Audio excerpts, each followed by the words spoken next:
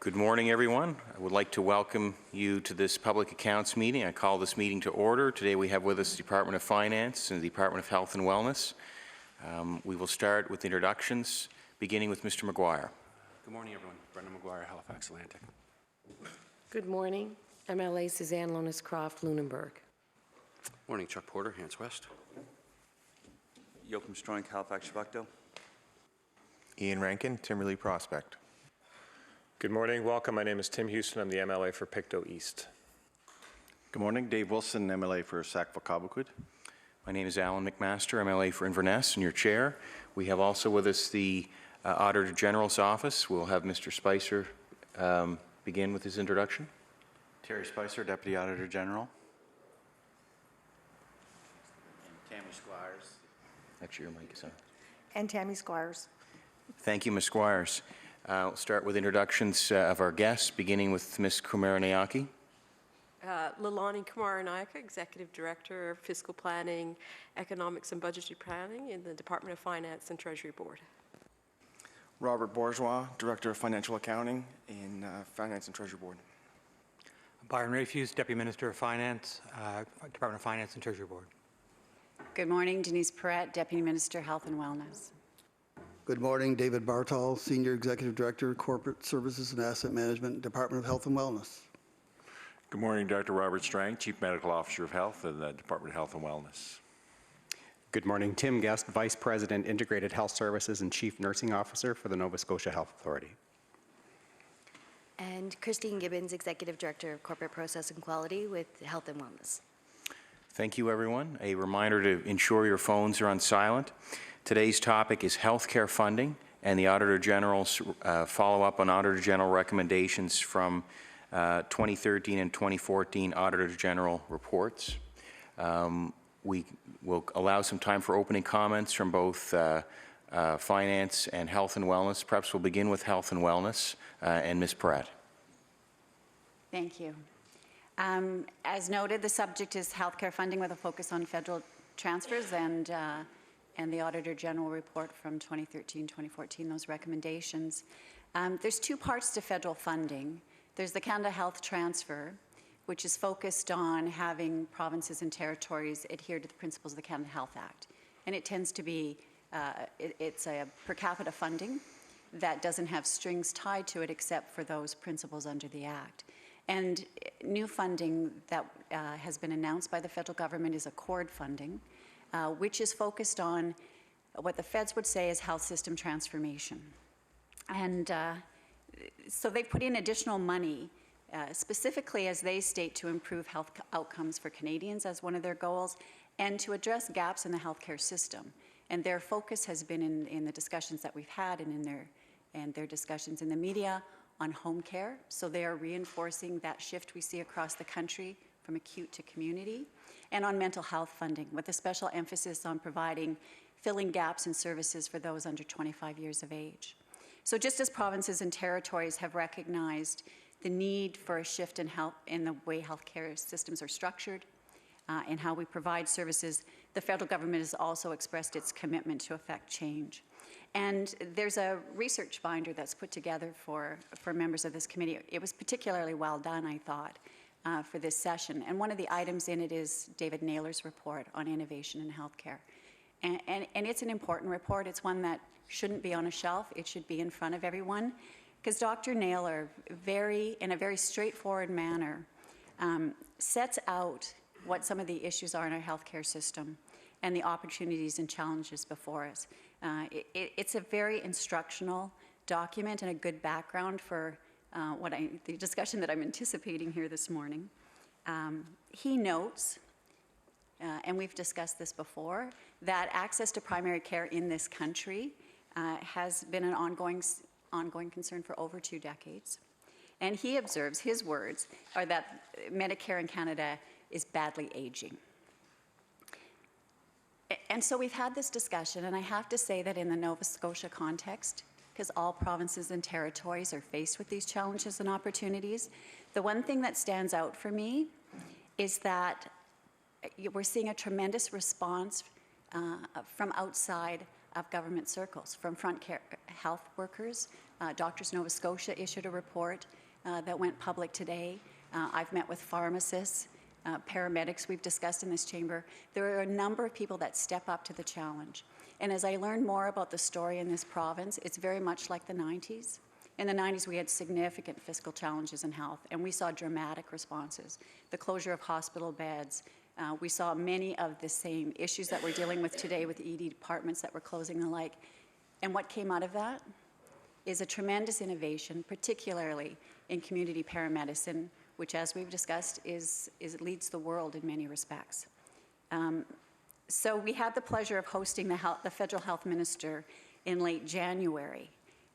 She toured the EHS Community Communication Center, very interested to hear about the response of the paramedic community to providing services to seniors in the community and how that could be scaled and spread in Nova Scotia and across the country.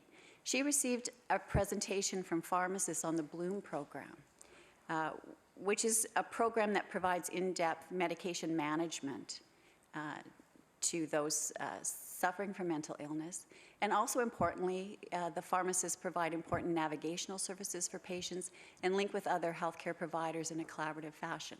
And there's about 221 patients enrolled in that program. And she learned a bit about our Strongest Families Institute and how we have online services through phone and internet, providing mental health services to children, youth, and families. And so her response to that was that she was impressed, and that was in line with what the federal government is thinking it wants to support as we move forward. In regard to the recommendations from the Office of the Auditor General, I think we can report that good progress is being made by the Department of Health and Wellness and by the Nova Scotia Health Authority. In particular, we're pleased with the progress in public health. Recently, there have been announcements that we've adopted the Panorama IT solution. So that is going to provide us with an immunization and vaccine inventory we predict by fall of 2017. And it increases our ability to track and report on notifiable diseases and increase our surveillance capacity. And this is really important because the more we know about population health needs, the more we can respond on a community level and organize collaborative care, primary care, to meet the needs of specific communities. We know that there's been also a lot of work done in meeting the recommendations on alternative funding payments to physicians. Where there is still work to be done is on wait times. And I note that there's been both a significant investment on this front. We had an additional $4.2 million in 2014-15, another $2 million in 2015-16, and $8.1 million in 16-17. And what we've seen in the most recent report is that Nova Scotia, and I think it was the only province, showed significant improvement on all fronts. That doesn't mean that it's reached the levels that it needs to reach, but the investments seem to be moving us in the right direction.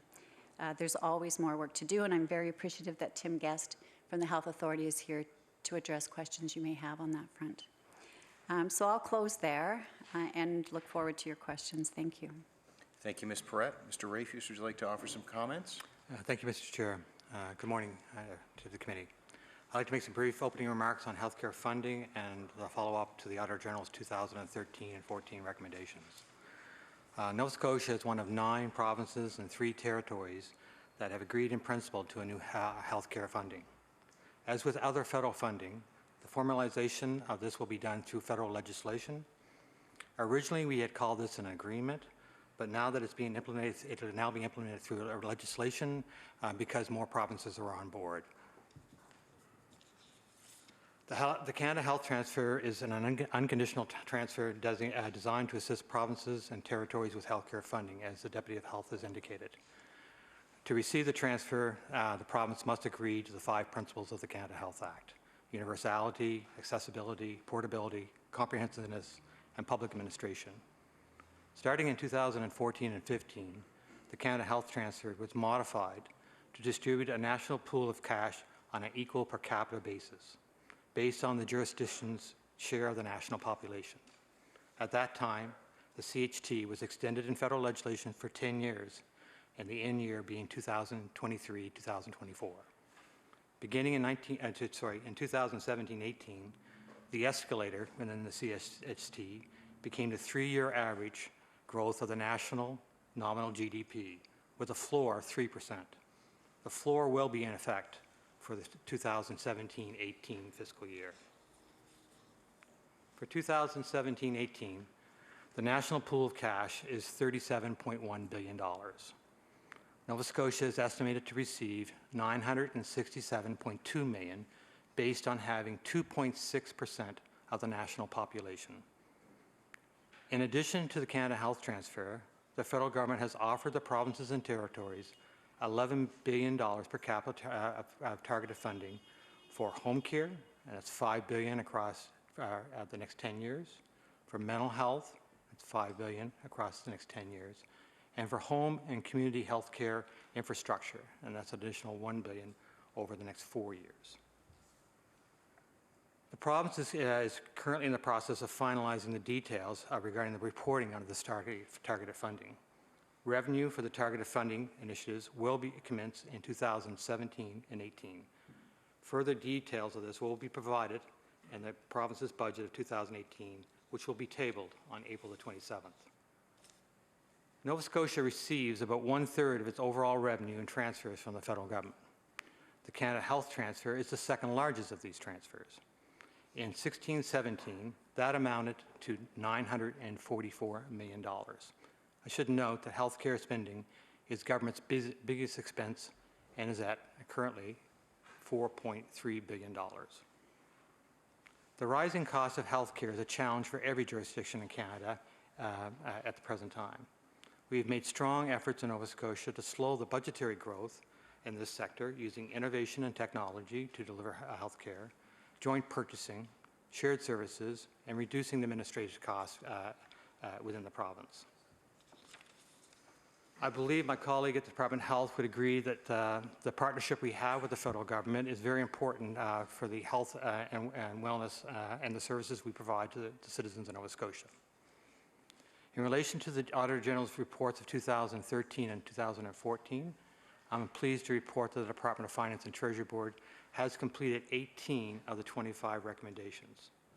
Furthermore, we have plans to complete 5 more of the remaining 7 this year. Of the remaining 2, we have partially completed those requirements and continue to work on full implementation. To highlight the work the Department of Finance has completed, we have updated procedures and process to support the government's financial statements and communications with stakeholders. These processes includes updating processes and procedures supporting major line items in our consolidated financial statements, within our revenue estimate process, and the thresholds related to tax changes. We also ensured amounts in the General Revenue Fund and the consolidated financial statements are supported and are reported in accordance with the public sector accounting standards. And we've improved communications between ourselves and government agencies to ensure that timely completion of responses or issues and deficiencies that are identified in their statements and by their auditors are dealt with in a timely manner. I thank you for the opportunity for the opening remarks, and I look forward to the committee's questions. Thank you, Mr. Rafuse. We'll begin with Mr. Houston of the PC Caucus for 20 minutes. Thank you, Mr. Chair. Thank you for the opening comments. Deputy Rafuse, would you mind can we get a copy of your opening comments? There's a lot of numbers in there, which I appreciate. If we could get a copy of that, that'd be great.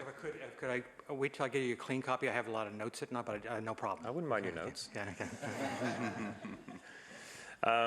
I just was trying to capture, so in terms of the Premier announced a deal with the federal government 2 days before Christmas. It was a deal, an agreement. I think you referred to it, we're not calling it an agreement anymore because it's going to end up in legislation. It's probably still, they agreed to something.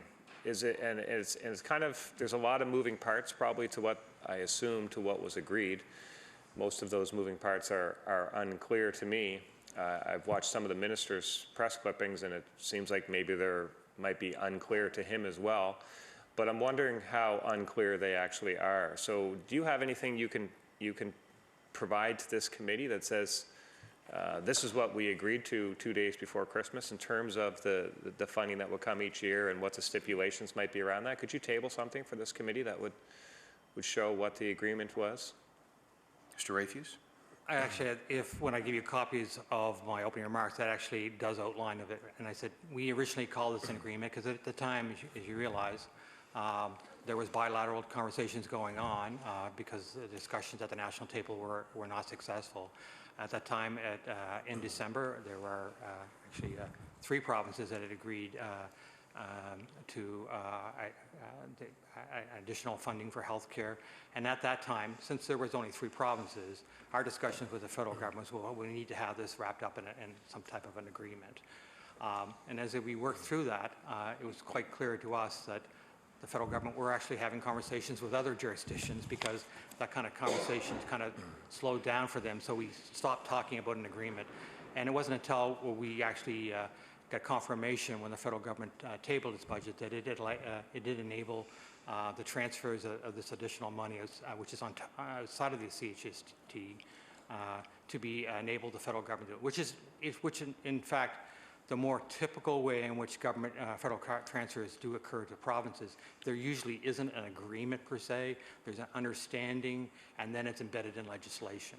So those things that I did talk about earlier, that there are, because the principles of the CHST remain, but there are targeted funding for home care, mental health, and infrastructure in those areas. So I want to talk about that. So first off, just so I understand, who negotiates the agreement? Was it the Department of Finance or Department of Health, or who actually represents Nova Scotia in those negotiations?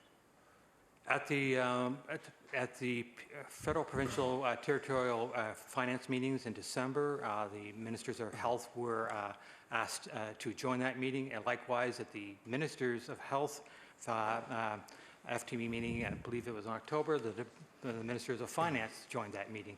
So it's been a joint effort of both departments, along with the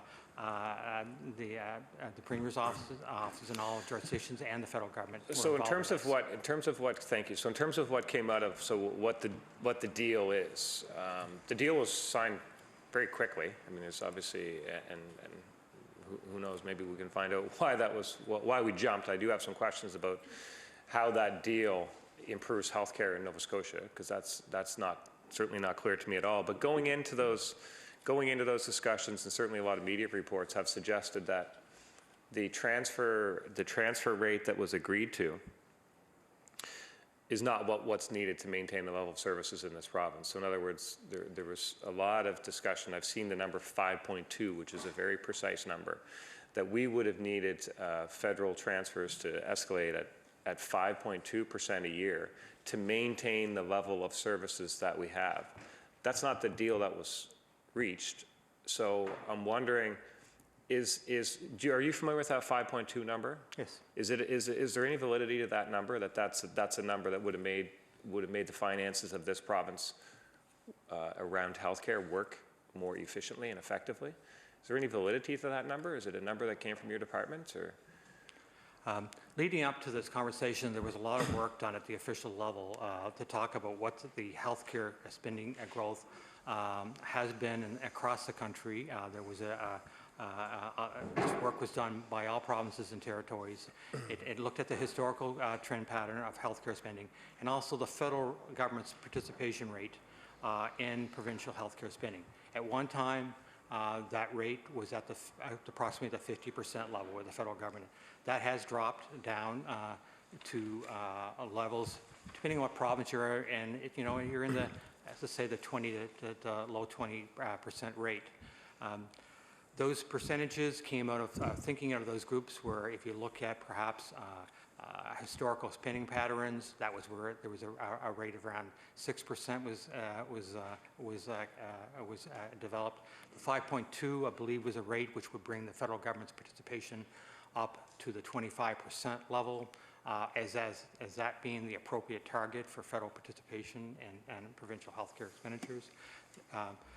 The difficulty, or not the difficulty. Is that relevant to Nova Scotia? 5.2 would have brought us up to 25%. I'm not sure. That was a national average. I'd have to get the precise amount for Nova Scotia. Okay, do we have, it'd be interesting to have the precise number. For if 25% is kind of what people accept as what the feds should be paying, are we at 25%? No, we're not at, and quite frankly, that is a guiding, but there's no requirement for the federal government to be at 25. In fact, there was no requirement for the federal government to change anything. They had an agreement on healthcare funding that reaches out and legislation in place that goes to 2024, 25. So there was no obligation to the federal government to do anything. This was an ask from the provinces. They were looking for amounts because the Canada Health Act had previously had escalator clauses around 6%. That was changed back, as I indicated. It was a huge issue in an entire federal election. So I don't want to debate what the federal government is obligated to do or shouldn't do, but they certainly made some promises to get themselves elected and then now changed. I'm more interested in how the impact of that change on Nova Scotians. So they're not at, it would have taken, I guess what I'm hearing is 5.2 was a kind of a number that's relevant nationally.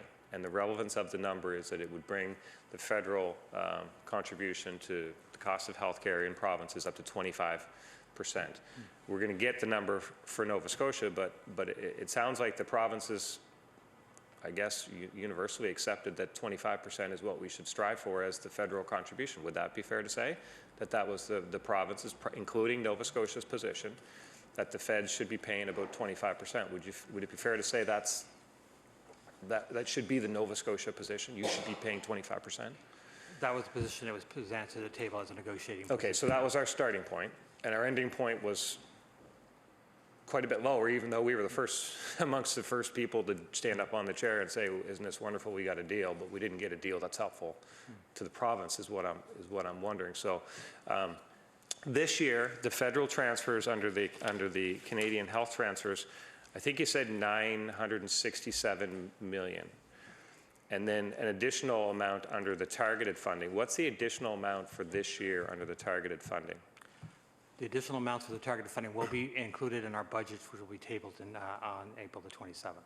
Okay, so you're not able to say what that amount is? No, really, its convention would be I would not release an amount that's not.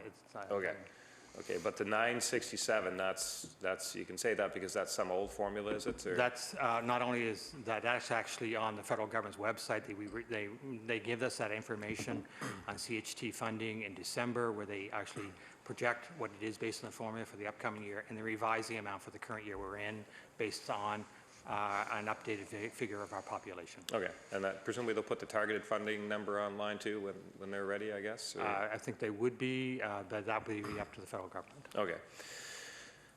The timing of the is there anything you could point your finger to that says, well, that was so compelling what they offered 2 days before Christmas that we just had to sign it right at that moment? Well, is there anything you can kind of succinctly say is this is the reason we jumped at this so quick?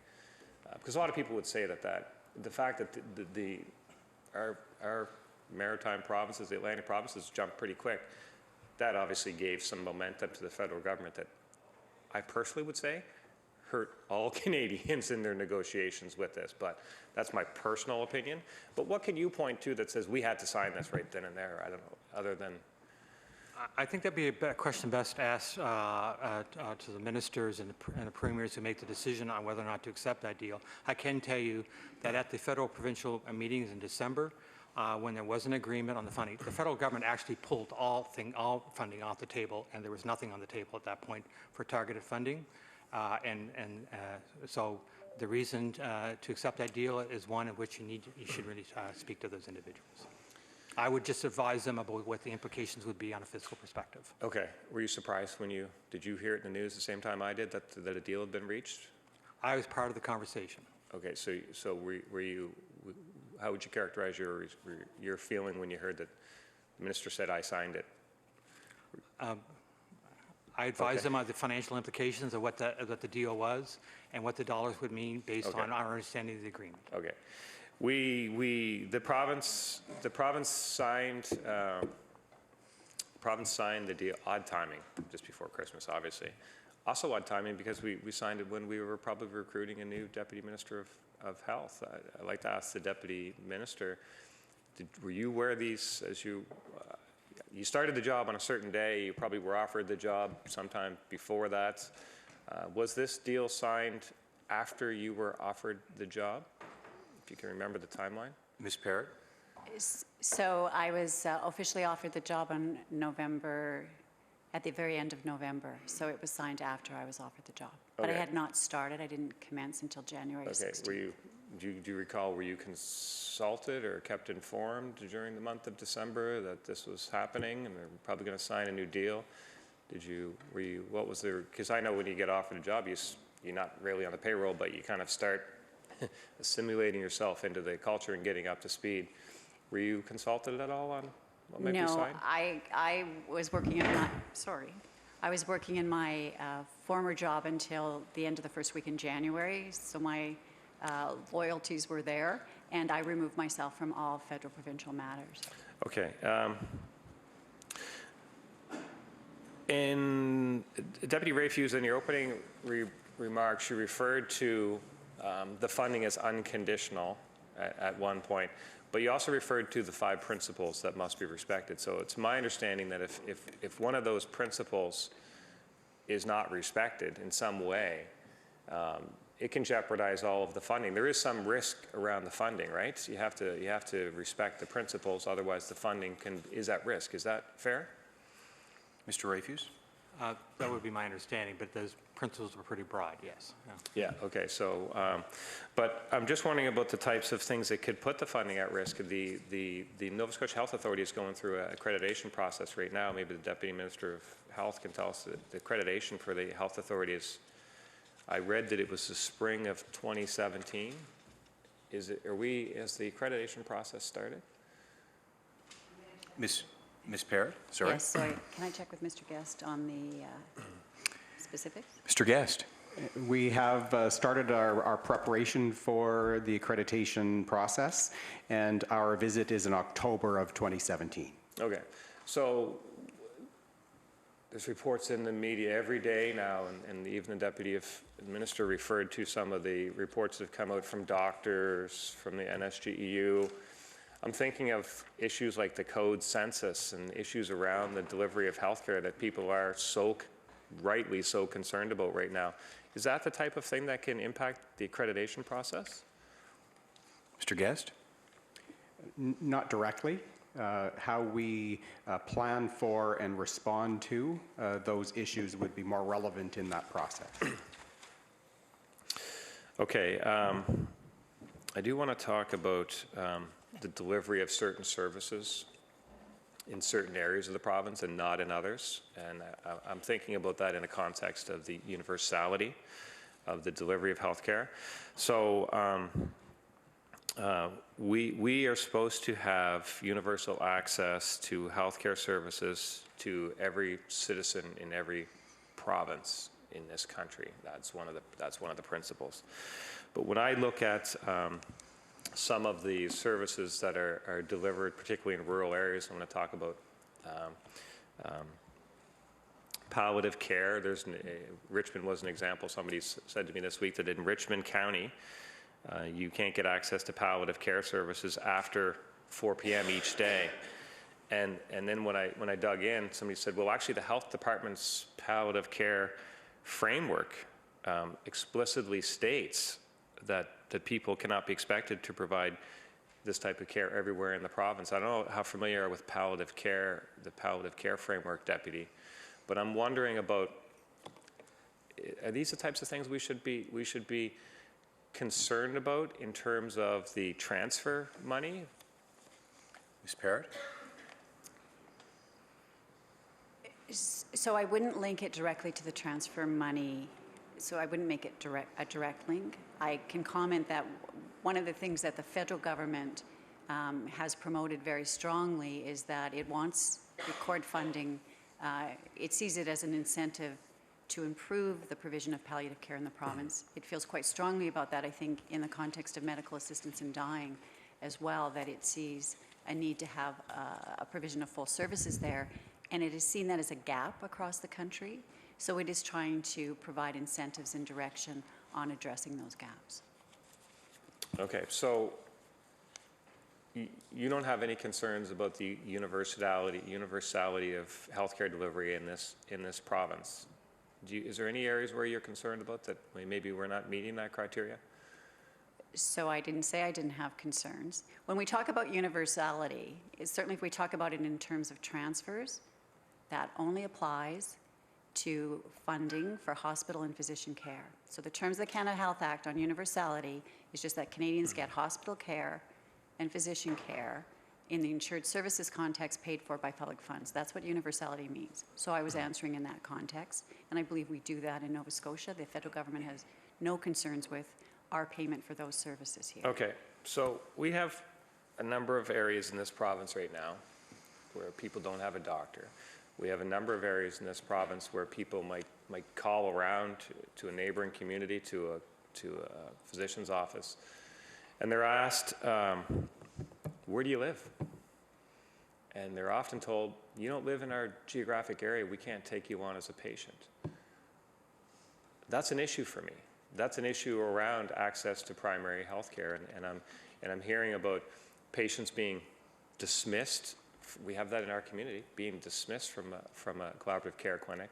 So is that, where are we at in healthcare in this province when you call up to try and get a doctor's appointment and they ask you where you live and then say, no, I can't help you because you live in that area and not this area. Where are we at in healthcare in this province when you call a doctor's office and the first person that answers the phone asks you, well, why is it that you want to see the doctor? Because, well, no, you can't see the doctor for that, because that's what's happening. Because it takes so long to get patients, they need gatekeepers to figure out. That doesn't seem like universal access to healthcare. Does it seem like it to you? So I agree that that's where Nova Scotia, other provinces are focused on how to improve that access. And as we've discussed, part of the improvement to access is to increase the number of providers that are able to support each other and to back each other up. Because if we're just going to focus on access through a physician, we have quite a narrow gate there. If we look at all our 40,000 healthcare providers and use them to their full scopes in collaborative teams, we increase the access point. So as we've discussed, that's the focus of what we are, part of the shift, part of the change we're trying to affect in this province. Your question has a number of angles on it, and I would agree with you. Some of the responses that you just indicated that people receive would concern me. But as we are restructuring the system, and I was very pleased to see Doctors Nova Scotia with its report, because I think that opens up an important discussion. But partly we're talking about to what degree do physicians have autonomy as to where they locate, who they see when they work, and to what extent, and we feel increasing public pressure, does the province come in and try to manage that and plan for that? So there's a shift there. Yeah, and the shift is fine, and the vision's fine, and all those things. A doctor for every Nova Scotian. Well, maybe not this year, maybe in 3 years and stuff. But I guess that's all fine. I don't know. I don't have a lot of faith in the execution on that. But I just ask a simple question: if where we're at now, in the last 2 years, and 3 years, and 4 years, there hasn't been universal access to healthcare in this province, has there? In terms of what the federal government considers universal access, there is. Order. Time has expired. We'll move to the NDP. Mr. Wilson for 20 minutes. Thank you, Mr. Chair, and thank you for being here. And actually, I'll keep on the theme that my colleague has just brought up, and that's around physicians and their ability to provide care to Nova Scotians. Are you aware of the Supreme Court ruling in BC when the British Columbia government tried to I would say dictate to physicians in that province where they could practice, and the Supreme Court ruling had indicated that the province is limited on doing that, and they couldn't do that. Are you familiar with that ruling, and are you concerned with the approach that the current government and the health authority has taken?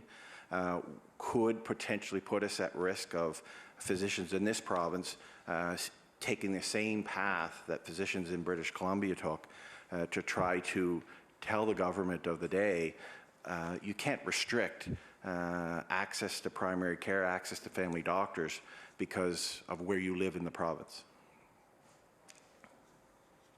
So I'm not intimately familiar with the BC case. I think that there have been a number of initiatives by different provinces looking at how to plan for services to improve access for services. And as I said, because traditionally we have private providers in primary care on the physician community who have a great deal of autonomy in where they locate and how they go. So it needs to be a collaborative effort to have that planning process. I think that that some of the restrictions, you'll look, I mean, the other province that actually does it more proactively and within the bounds of the Constitution is Quebec. So there are ways of planning the system to focus on patients, to focus on communities and what they need, because that's at the heart of everything. And I think we have general agreement with the professions and the health authority and the department that that's where we start. And then we'll have those discussions and sort things out. So you've mentioned that there are restrictions. Would you agree that the current government, the system itself, the health authority, are placing restrictions on physicians on where they can practice and who they can see in the province? So there are no restrictions on a physician being licensed in the province. Okay, so that's the interesting part of it, because I understand Dr. Harrigan indicated to physicians that you are able to practice anywhere in the province. But the kicker to it is that privilege and approved and approval, or have approval to order tests, that's what's restricted. So it's great that you can have a license to practice anywhere in the province. You just hope that your patients that you're seeing don't need tests to be ordered. So is that correct?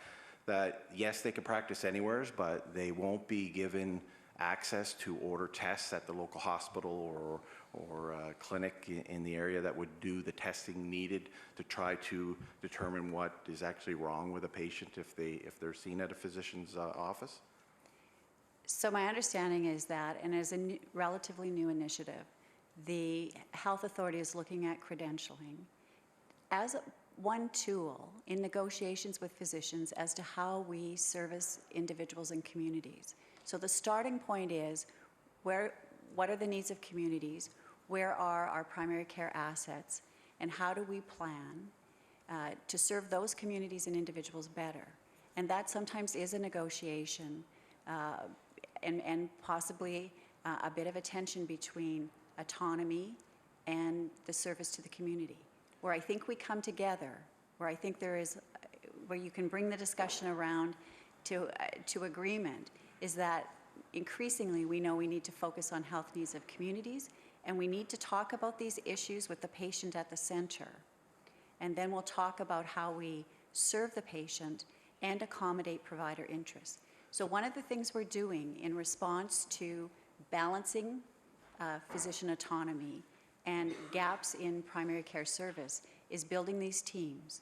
So we're putting in linkages, and by saying linkages, I don't want to underestimate the value of these services. We have nurse practitioners, and we've talked about it in this forum, and the Naylor report in your page 7, I believe, in your package, says since the 70s, we know that nurse practitioners can do 70% of what a general practitioner can do effectively without affecting negatively health outcomes or expectations.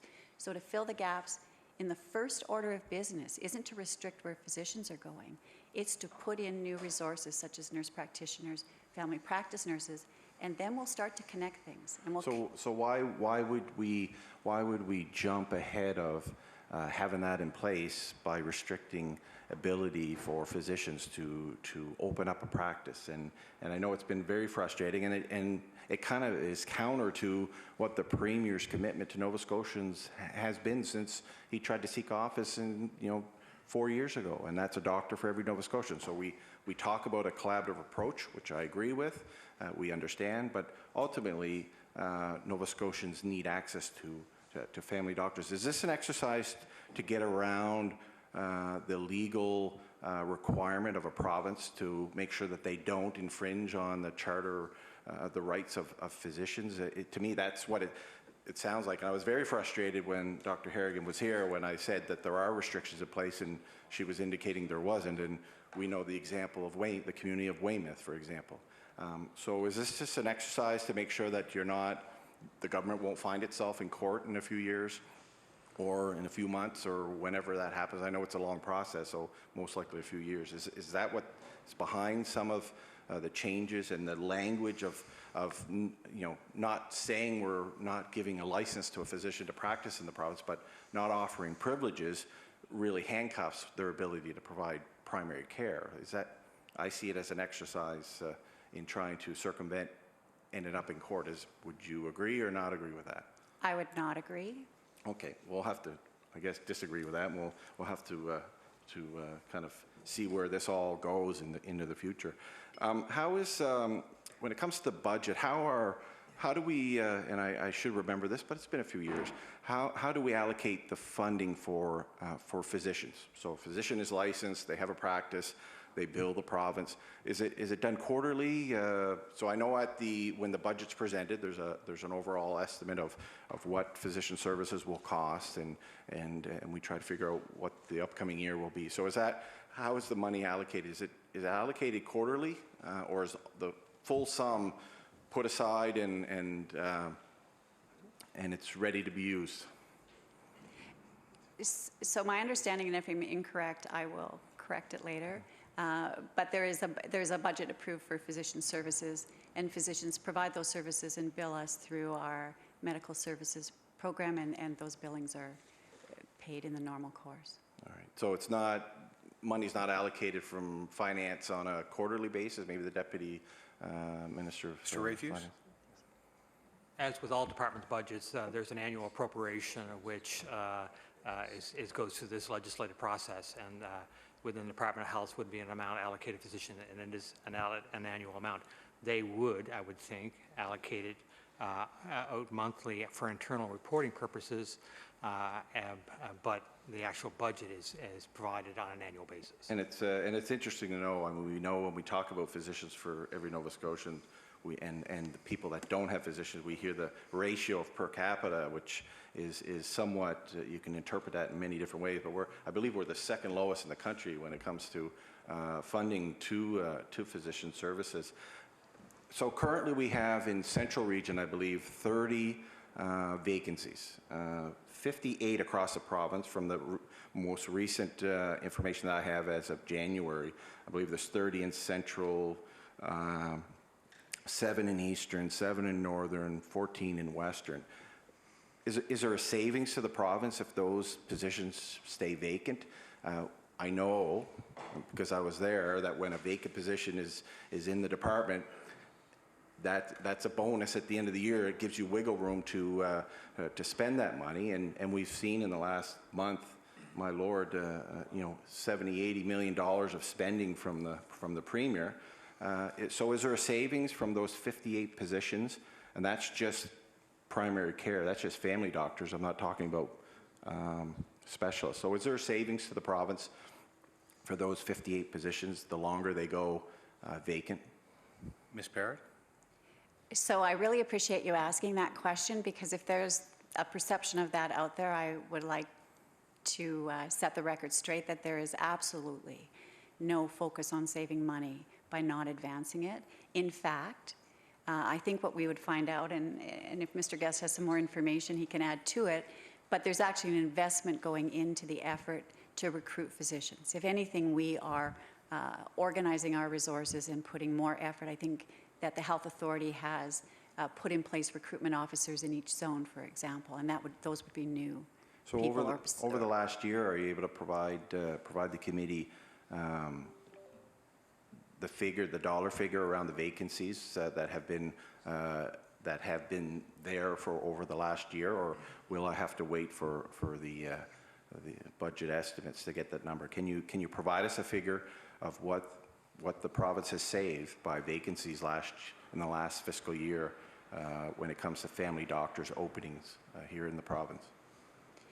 So, and I'll ask people to correct me here if I'm wrong, but the physician budget is a volume-driven budget.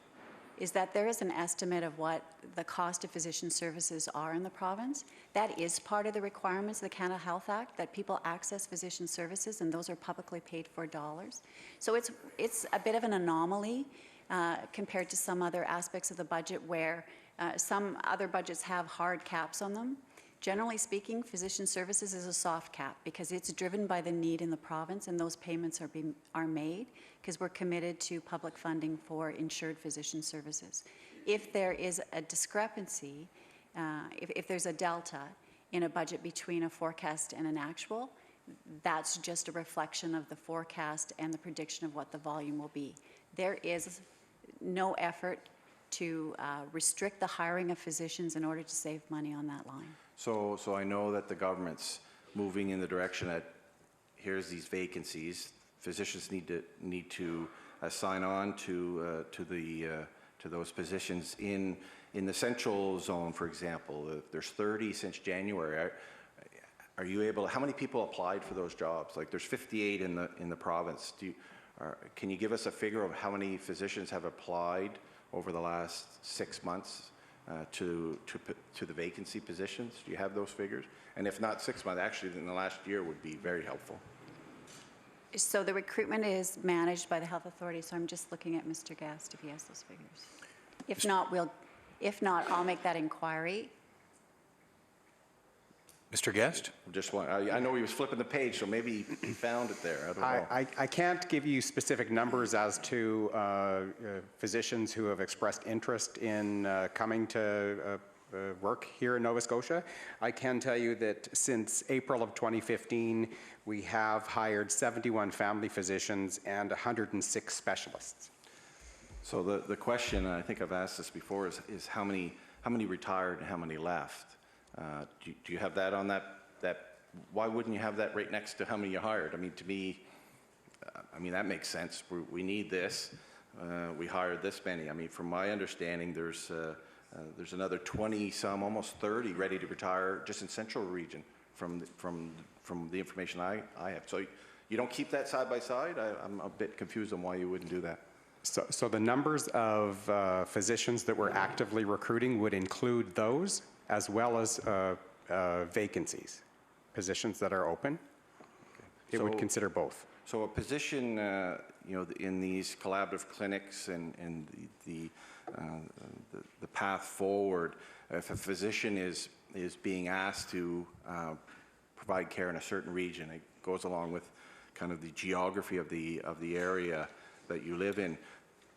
Will that doctor be able to bring the patients that they currently have with them if they agree and sign on to one of these vacancy positions, or will that patient wait list stay wherever that physician was practicing at the time, or will they be able to bring their current patients with them to a new position if they sign on to one of the vacant ones that are identified? Ms. Parrott. So my understanding is they could bring patients with them. We're not at a point in the system, though I read with interest this point in Doctors of Nova Scotia's discussion paper. We're not in a point where we're rostering patients, that we're assigning patients to physicians. So patients have mobility of seeking physician care across the province. But I know that, I mean, the vacant positions are in areas that, residents don't have a doctor. So potentially then, you're saying that there's no restrictions on doctors being able to bring their current patient roster with them. Is that what I'm hearing? Unless someone corrects me, that is my understanding. I'm not aware of any restrictions in that. Okay. With the recent paper that I know it's just, I don't know if it was yesterday or today. I got it yesterday. I don't know if that meant it was released yesterday, but is the department going to respond to this? And if so, what's the timeline on the response? So the department was very happy to receive the paper. We've had discussions with Doctors Nova Scotia saying that, or certainly I have, saying we need to engage on policy discussions. So I think this is a very positive initiative, and will absolutely engage and have these discussions. And we appreciate this, just like we do from other professions and frontline workers that have provided input into the system. So this is quite timely, the paper, I think, and in a lot of, I believe, if I'm not mistaken, I just kind of went through it. There's about 10 recommendations, but many of them, I think can assist the department and the government in their attempt to ensure that Nova Scotians have access to family doctor and primary care clinicians. So there's a bit of an urgency, I think, especially when you look at some of the recommendations, like we recommend that walk-in clinics be maintained during the transition to a better primary health care system. And there's many more around funding and as you mentioned, making sure that current residents who have doctors continue that if the doctor chooses to move. So you can't give a timeline on a response. Has the minister, I would assume the minister will get this today, and will you ask the minister, how long will we take to respond to the paper that Doctors in Nova Scotia released? So thank you for the question, and you make an interesting point. I don't see it as a paper that gets an absolute response. I see it as a paper that starts a discussion and hopefully a collaborative discussion as we go forward. I want to say that I think from the department's perspective, we agree with those points made in the document. And I recall the CEO of the Health Authority also indicating that we're not looking at sharp edges as we shift the system into collaborative care. We want the existing system to be stable. We want, and Ms. Knox acknowledged that physicians in solo practices, there'll still be new physicians coming in that replace those physicians when they retire in solo practices, that walk-in clinics do serve a purpose. Absolutely. We're going to encourage linkages to the public and shift the system in a considered, careful way over time. I would hope I hope that what you said isn't completely accurate, that it starts the discussion. I would hope now that, and I know you're new to the position, but I would hope that the current government has been, engaging with physicians and primary care physicians, family physicians over the last three and a half years, because I think this part of the paper, I think, is the frustration I think some of the physicians, family physicians have with the amalgamation of the District Health Authority, and they're feeling not part of decision making. And the new system and the road forward and the change of model of care will not be successful if it doesn't include those frontline healthcare workers, frontline healthcare physicians. It's the model's there. We've implemented it with the Collaborative Emergency Center model, and unfortunately, I don't see the same thing happening here. When it comes to decision making, it seems like physicians are required to act after decisions are being made. Just quickly, I want to go to the mention of the agreement with the federal government, or whatever it's going to be called once the legislation comes in. Will the terms of that agreement or that legislation, will that be released to the public? The terms that are involved in that, or will we see it in legislation, or is it going to be very vague? Is legislation going to be vague, or will the public get to see what was in the agreement that was signed in December of 2016? Mr. Rayfuse. Kurt, yes, you will. Actually, in the budget that was tabled by the federal government, there is a provision in there to enable the flow of money. There will be further, I would suspect, regulations that have to be developed at the federal level, and all federal regulations in these matters are open to the public. So they'll be available when they complete those. Okay, thank you. Thank you. We will move to the Liberal Caucus. Mr. Rankin for 20 minutes. Thank you, Mr. Chair. This is a good report. This is, in my 3.5 years on the committee, I've never seen the completion rate so high, so I think the department should be commended. But I want to ask my first question to the Deputy Auditor General, because we had the in-camera session, so I don't want to quote anything he had said in that. But what would you attribute the vast improvement in the follow-up recommendations from 2013 and 2014? Is this a good news story? Mr. Spicer. Thank you. Yes, overall, it is a good news story. I think the recommendations, we've plotted them in the report, and they are moving in the right direction. To your other point, I think there's a number of reasons you can point to as to why that might be. I think management of the various departments that have done well need to be congratulated for that, and obviously they've put a lot of effort and focus on making those recommendations work. Also, I think, as I mentioned, the Public Accounts Committee and other oversight bodies oversight and accountability is an important control and tool to helping move these things along. So I think recognition of that effort has to be done as well. Okay, thank you. And I do think it's important to recognize the management team. A lot of them are here today. So the highest completion rate in 10 years. That's something to be proud of from the department. So now questioning to the department, I'd like to start with a similar type of question, and what is attributing to the success of improving the processes and procedures and implementing these recommendations, improvement of outcomes. So on a broad level, can we attribute some of that to the amalgamation of district health authorities? So maybe I'll ask the Deputy Minister of Health. Ms. Parrott. So thank you for the question. I would say there are two sides to that coin initially. I think the process of audits is an important process always. And having the recommendations come forward, the process of going through the audit is enlightening. And I think everyone learns from it. I think those are processes you want to embrace and take seriously. And clearly the department did that. I think then going through the amalgamation, you'll see a number of areas in the recommendations that do benefit from having both a consolidation of the health authority so that it operates with a provincial focus, it has that platform, and also a clarity of role between the department and what it's doing and the health authority. So the short answer would be yes, I think that's been part of it. Okay, can you point to any tangible improvements when you look at the amalgamation of district health authorities?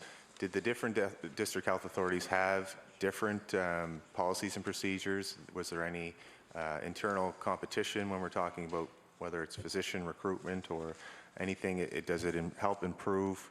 Can you point to any of the outcomes that we're seeing now? And I'll dive deeper into the specifics of outcomes, but maybe we'll start with that. And did we learn from other jurisdictions in terms of best practices? I know you came from another province, and I won't ask about that province, but do you sense that Nova Scotia has learned some things, and how do you feel about the implementation of this transformation thus far? So I'll give a general answer, and then I'll ask Dr. Strang or Mr. Guest to fill it in. Clearly, especially when you're looking at wait times in the organization and developing efficiencies in surgical suites, having a province-wide perspective and being able to coordinate the response to that on a province basis is clearly an advantage. And I think the same would be true with respect to population health surveillance, and the organization of that initiative. So I can ask them to be more specific if you like. Mr. Guest? Maybe we can just talk about wait time, since you mentioned that. In the last 3 years, are you able to point to any improvement? And the one that MLAs, I think, hear most about, I do certainly, is knees and hips. How is Nova Scotia doing? Have the wait lists improved or not? What are the outcomes? Ms. Parrott. Thank you. So in all 5 priority areas that we focus when we're talking about wait times, Nova Scotia showed improvement on all of them. I think it was the only province that improved on all, because there were some backsliders in the group. And to improve, you have to have a significant process. In areas such as radiation therapy, cataract surgery, and hip fracture repair, the province is really showing good traction there and moving ahead. There is a way to go on hip and knee surgeries, but again, I think the platform and the planning that's going on with the new health authority is setting the stage for that progress to continue. And you had said, to put in context, that other provinces have not seen improvement in their wait times. I know I saw a report last year where Canada in general, wait times were growing across the board.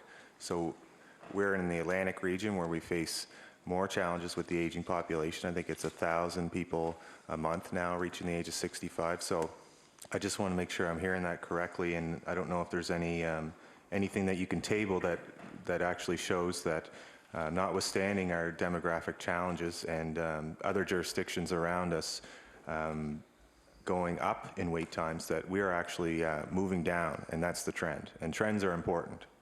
So I just want to make sure that I'm under the understanding that Nova Scotia wait lists are going down, other jurisdiction, wait lists are longer. So not exactly. Okay. In Nova Scotia, on all 5 of the areas where we measure wait times, our wait lists are going down. We were the only province that showed progress on all 5. There are other provinces that made progress on some. There are many that are ahead of us still, but all other provinces had a decline in some of their wait lists is all I was pointing out. So the investment that we've made over the last number of years, the amalgamation of the health authorities and a greater platform for efficiency planning, it looks like that is paying off and that we are clearly moving in the right direction. Okay. There's more to do, Yeah. and we need to keep at it. Yeah, obviously there's always more to do.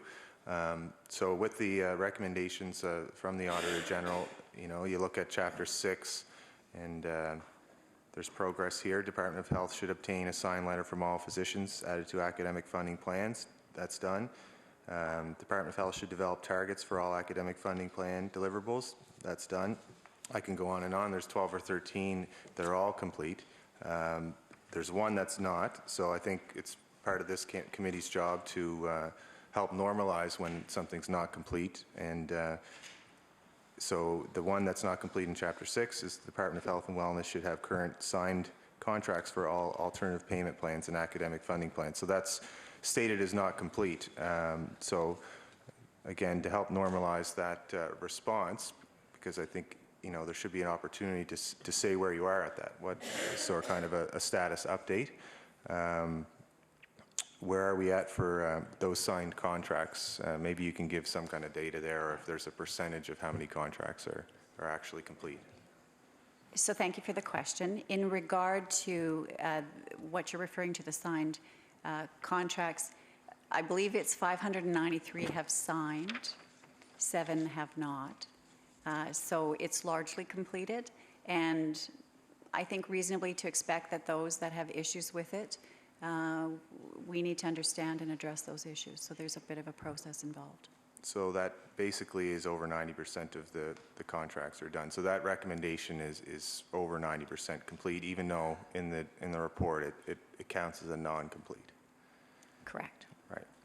Okay, so let's look at some of the other recommendations. You have Chapter 4.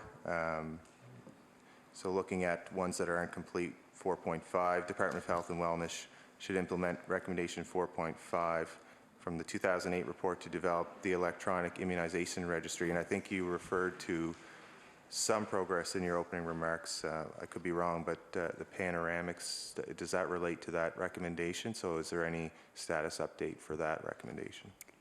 So the province is proceeding to implement Panorama, which will give us an immunization and vaccine inventory by this fall. And I'll ask Dr. Strang to comment.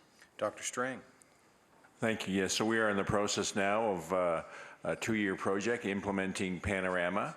One of the components will be a vaccine, managing our inventory of vaccines, as well as developing capacity for public health delivered vaccines to be entered electronically. Moving forward from Panorama, then we need to then do the work as we develop the one patient, one record, linking vaccine records from primary care providers, including doctors and pharmacists. And so ultimately we will have a complete immunization registry. We already are linking in the primary care providers who are on the EMR. We are accessing their data around immunization. So I just want to make sure people understand that Panorama itself doesn't produce a complete immunization registry. It's the first step, and then we link in other sources of immunization data as we move forward on the one patient, one record. And where are we with the one patient, one record? I think that's a huge benefit to the system for more coordination, and I think it relates to the district health authority being one and sending electronic messages from family physicians to whatever surgeon or operating room that a patient arrives at. Do we have any sense of timeline when we're going to be able to see that come to fruition? Ms. Parrott.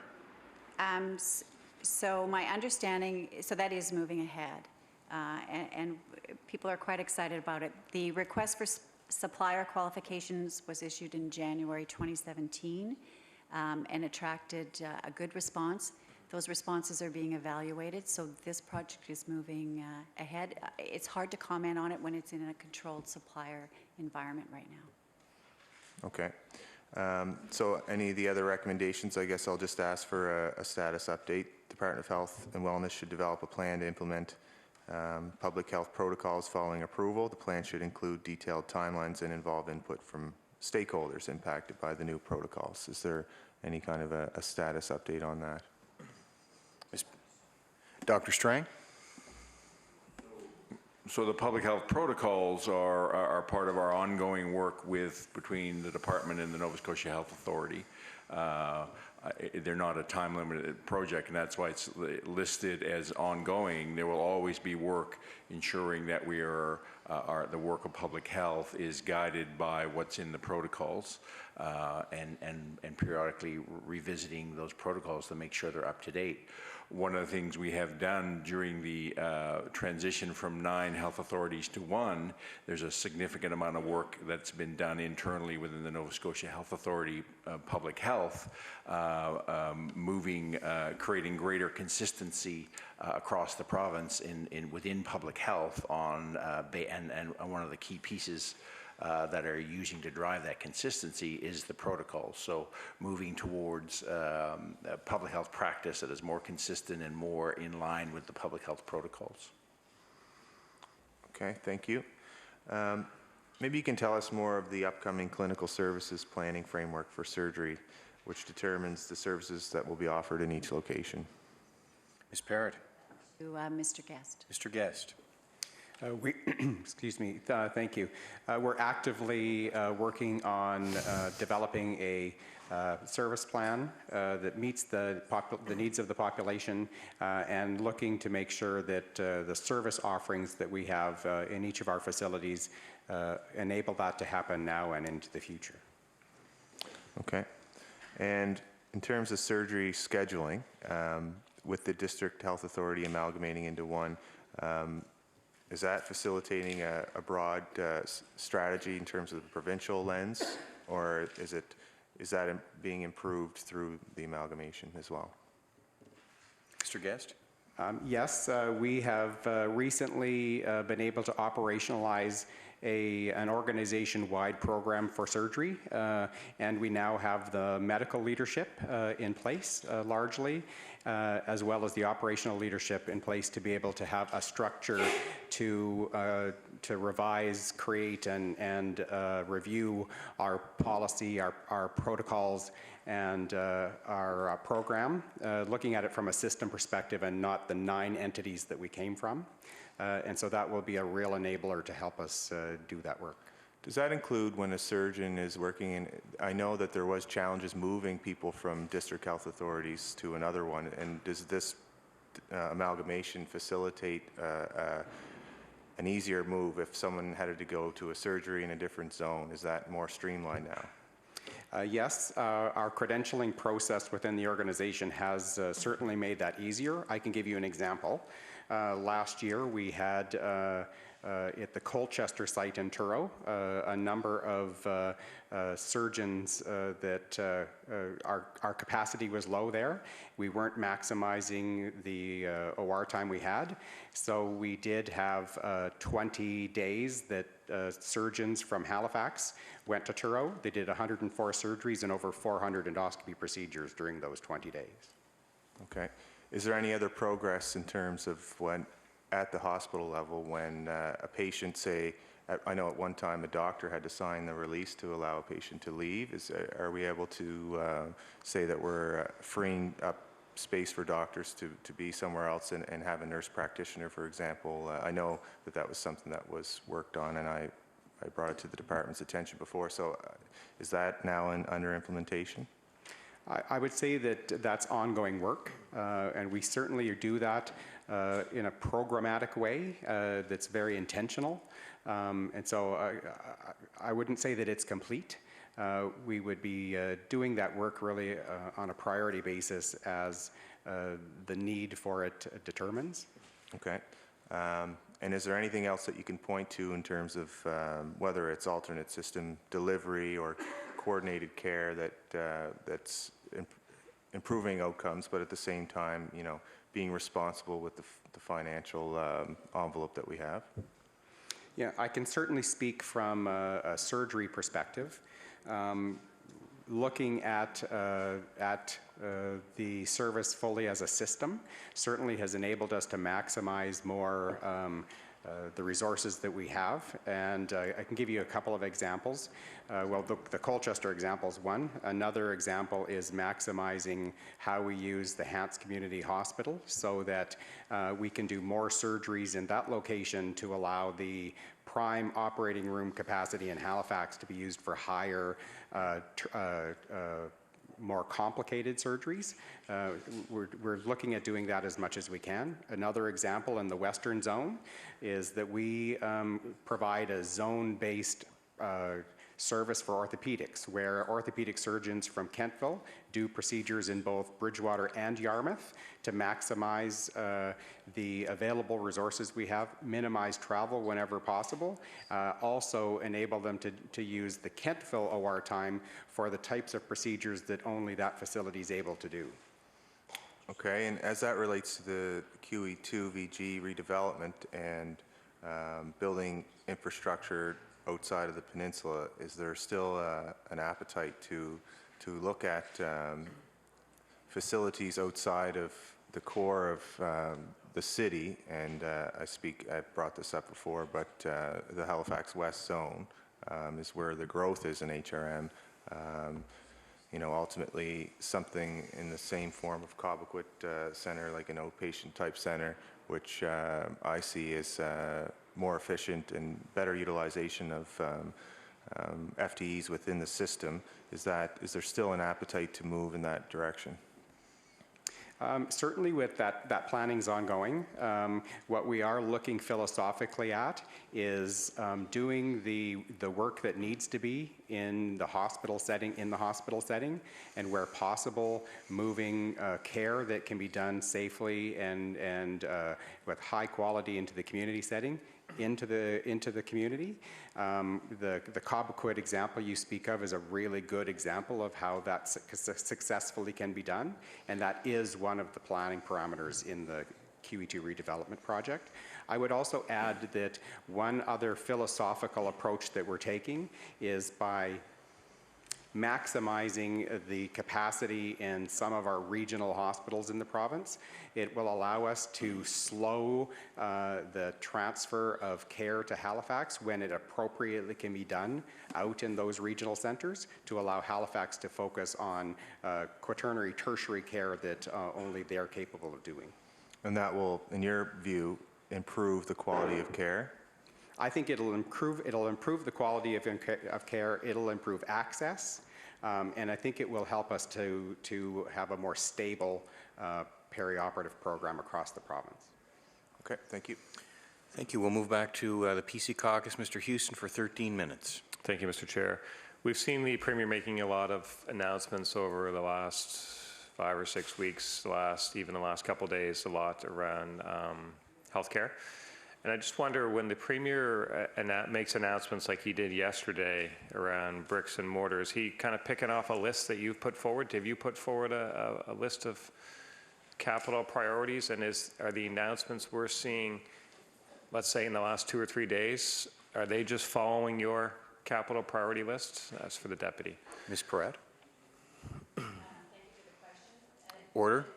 Just hold for one moment. We just want to wait until your mic turns on. Ms. Perrette. Thank you.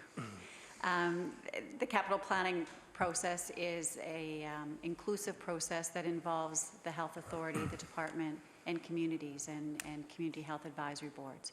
So the lists that go together, some of them are long-standing lists that projects have been on for a number of years. So I think all of the projects we're seeing going ahead have been identified before. Yeah, and can you table a list of maybe the top 15 capital projects according to that process? Would you have that list? This is not part of capital planning. So I'm just conferring with my colleague. I think that will be part of the information that comes forward when the budget is tabled. Well, if it's a long-standing process and some of them have been on there for a while, presumably there is a list and has been a list. Can you give me the list from 6 months ago then or something? Mr. Rayfuse. So just to get clarity, is that process that the deputy spoke about does feed into the what we refer to as the TCA committee, which makes a recommendation into Treasury Board. That information that comes in there, it is subject to cabinet confidentiality, as we've discussed before, and we have discussed with the Auditor General. So we do have limitations on what can be provided. If I think about schools, there's a known process for schools. We know that this government jumped that process and put schools where they wanted to for political purposes. Is there anything you can tell me that would dispel my concerns that that's what's happening, even if you think about the couple announcements over yesterday? Were yesterday's announcements the top 2 on the list? As the deputy indicated, those items were on the prioritized list coming up from the department. Some of them are long-standing. Those are the ones that have been chosen to be advanced. Okay, so we can't see the list. We take it at face value that they're on a list somewhere. Where they're on that list, who knows? It's at the cabinet's discretion as to where they do the projects. Is that a fair summary? Yeah, in the democratic process we have, the cabinet and Treasury Board has the obligation or the right to make those decisions. Okay. There's nothing you can share with this committee, which discusses the finances of the province. There's nothing you can share with this committee that would alleviate my concern that we're just seeing purely political decisions made on the eve of an election. There's nothing you can share with us that would say, well, no, this is the process, and can't do it, right? I can tell you that those announcements have been are accommodated in our fiscal plan and on the capital plan of the province. Okay, let's think about one of the announcements yesterday. A fiscal plan implies that there's some costing around it. The premier made an announcement yesterday. He said, I don't know how much it's going to cost or when it's going to get done, but I'm here to announce it today, breezing in on the eve of an election to tell people that he's got some goodies for them. Certainly your fiscal plan probably has things costed, no? Yeah, the announcement yesterday you're referring to Pugwash? Well, Pugwash or down in Bridgewater. As with all major capital projects, there is various stages and various levels of certainty about the costing. The certainty of these projects will not be known until the complete planning is finalized. We do make provisions in the capital plan and the out years, knowing that that commitment has been made, but it's based on the information we have. We tend not to want to release those numbers because they are subject to finalization of community involvement, physician involvement, and the final design of those facilities. With the issues, the serious issues we have in healthcare in this province, it strikes me as odd that the premier would be running around announcing things that he doesn't know how much they're going to cost or when they're going to happen, and not actually focusing on, hey, how about we get some doctors so people can see an actual primary care physician? Does that strike you as odd? No, actually, that sounds to me to be prudent, to be, not be throwing out numbers of which you can't be validated. Okay, it's not. I don't see the prudence in announcing things that you can't cost, but whatever. I'd call it political. I wouldn't call it prudent. We'll move on from that. We know political announcements are being made. We know they're not costed. We know they may or may not happen. Maybe someday every Nova Scotian will have a doctor. That was going to happen in 2014. It's now going to happen in maybe 2019, but prudence not a word I would use for what's happening. We know the federal government is going to take some action around the legalization of marijuana. I'd just like to ask the Deputy of Health a quick question. Have you done any analysis of what the possible costs to the healthcare system might be coming out of the legalization of marijuana over the next 5 or 10 year period? Have you done any kind of costing as what it may, would there be a cost? Common knowledge suggests that there will be some cost to the healthcare system of legalizing marijuana. I guess maybe I'll start with, do you agree with that or not? Ms. Parrott? I'm going to refer the question to Dr. Strang, who's been leading this. Dr. Strang? So no, there hasn't been any costing done because we don't know the regulatory framework under which cannabis will be legalized. There's a lot of detail which needs to be come from the federal government. There are significant decisions which have to be made here provincially. But I think just we need to understand that there is no lack of access and therefore use of cannabis today. And our objectives that have been approved by Cabinet under legalizing cannabis will be to protect, first and foremost, protect the health and the safety of the Nova Scotia public, as well as to decrease the input of, or the footprint of organized crime. So depending on what, if we adhere to those objectives, we will actually get decreased use and overuse of cannabis, and therefore presumably decreased health and criminal justice and other costs. It all depends on what decisions are made around how we regulate this. Okay, so is that your succinct, if I just tried to, in the interest of time, boil it down, you'd say legalization of marijuana will result in less use and less overuse of marijuana? Depends on how it's legalized, depends on what framework we know, and how it's sold and presumably those pieces. Where it's sold and age would be the two, would they be the two influencers of how you, of your kind of guess on what happens? Where it's sold, what age, how we allow, do we allow marketing, a whole range of decisions that have to be made both federally and provincially, and we look at other substances like tobacco and alcohol and other things. Do you have any thoughts on the age? I heard 18 is what the feds are going to go with. Do you have any opinion on if that's too high, too low? The discussion we've had and the direction from Cabinet has been that Nova Scotia should stick with a minimum age of 19, and if there's opportunities to move higher than that, in collaboration with other provinces to do so. Okay. Question, thank you for that. Question on what's the average length of time that a physician vacancy remains vacant in Nova Scotia? Do we have an average length of time does it take a year to fill them or 6 months to fill them, or do we have an average length of time? Dr. Perret, or Ms. Perret? Thank you for the promotion. I'm going to look to Mr. Guest if he can fill this in. But the point I want to make at the outset is the process of enrolling, having a list of patients looking for doctors. So remember, we've been. The question, just in the interest of time, the question is how long does the position stay vacant? Well, part of the answer is that this is not a new issue; it's a long-standing issue. So there should be more evidence as to how long. And starting in this province last year is the first time we've put together a list, and the first time that it's been tracked. So it's still relatively early days of starting a process that's very intentional about tracking the need and starting to link need to community demand. So I'm not aware that there is, in this short period of time, an average period that's been tracked, but I'll let Mr. Guest correct me if I'm wrong. Mr. Guest? That would be correct. At this point, I'm not able to respond to that. Too early to say. Okay, fair enough. Too early to say. So I do want to ask a question about payments to specialists in this province. Is there something happening where the health authority or the department is withholding back a certain amount of monies due to specialists? 10%? Are you aware of that happening? That specialist remuneration is being held back by 10%?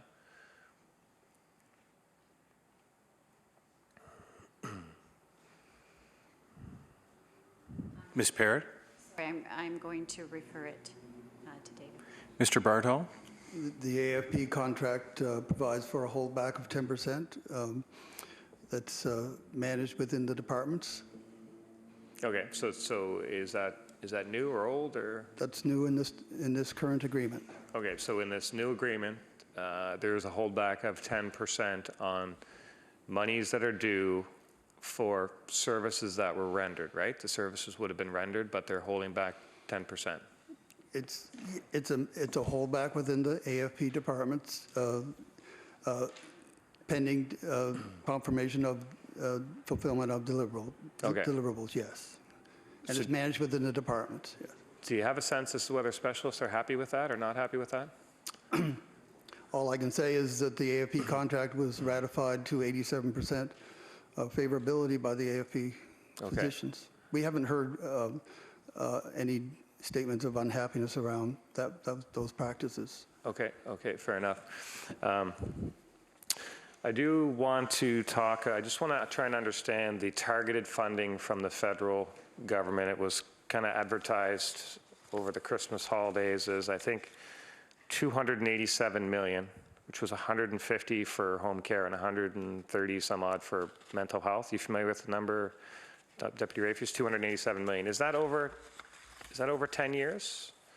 I know you don't want to get into the specific annual amounts, but that's the number that was published. Mr. Rafus?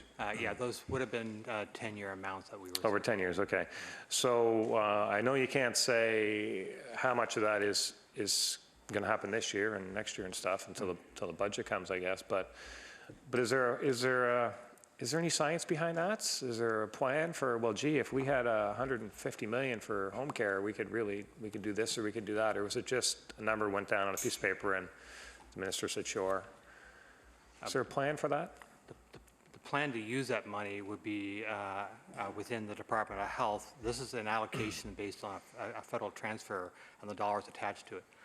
How that money is used and the reporting back to that's a separate initiative. Only have a minute, Deputy. Does the Department of Health have a plan to use how those monies will be used, and can they share that plan with us? Ms. Parrott? Thank you.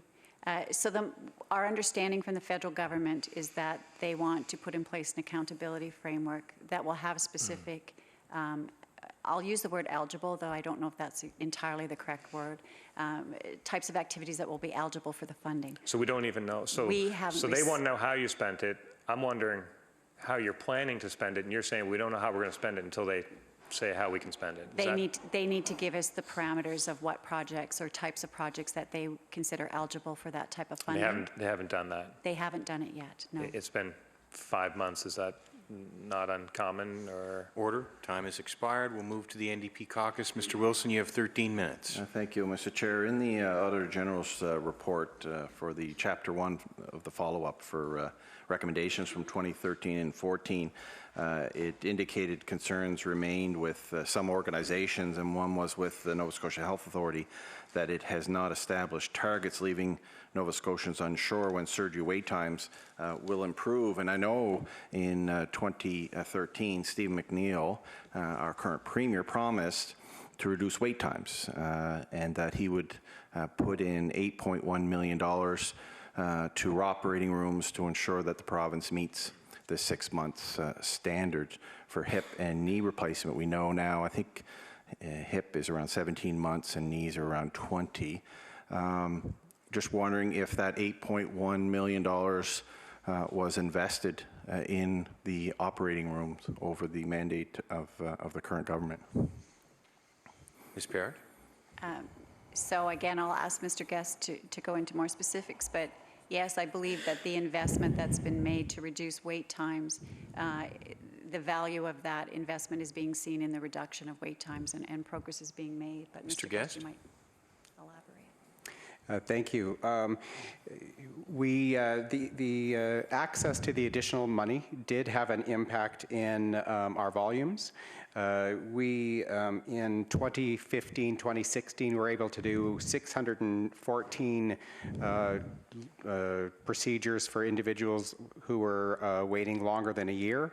In this current fiscal year ending in March, we increased that to 855.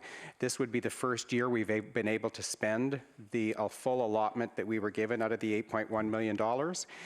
We did request additional money from the department and were given access to do that, which did enable us to get to that 855. So there has been a reduction, but part of the commitment from the Premier was to meet the 6 months wait time targets, and the Auditor General saying that the department or Health Authority won't even establish if they agree or don't agree with making those targets.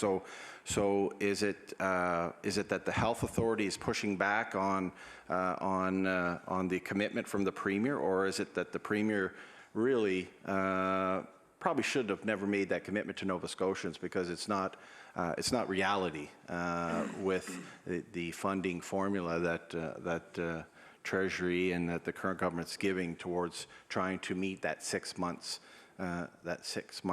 target that that provinces are trying to reach. So, are you concerned that you haven't fulfilled the Premier's promise, or is that something that I think the Premier probably should have not made that promise to Nova Scotians? Mr. Guest. Thank you. I can't comment on the Premier's comment. I've not heard them. What I can say is that we are in the process of putting in place targets. We intend to be fully compliant with the Auditor General's recommendations by the fall of this year. We have said all along that this is going to be a lengthy process to meet the national benchmark. We have a ways to go. We're headed in the right direction, which is a big change from 2 years ago when we continued to get worse year over year. I think it's going to take a change in how we do business in order to meet the target, but it is our goal to get there. We believe it is the right thing for Nova Scotians to do, but it's not going to be an easy road. I appreciate that, and I think that's definitely misguided on the Premier's side to try to state that. Of course, the other area, of course, is the commitment for a doctor for every Nova Scotian that the Premier indicated prior to becoming Premier of this province. And I know that his commitment was to open up medical spots. I believe it was 25 a year. So in year 4, there'd be 100 potentially. As we move forward, of course, they don't start practicing right away. They got to finish their schooling. So has that commitment been kept, and are we going to see a benefit from an additional 100 spots? Is the Premier at a position that he can check that box off as he goes and asks for another mandate for Nova Scotians, from Nova Scotians?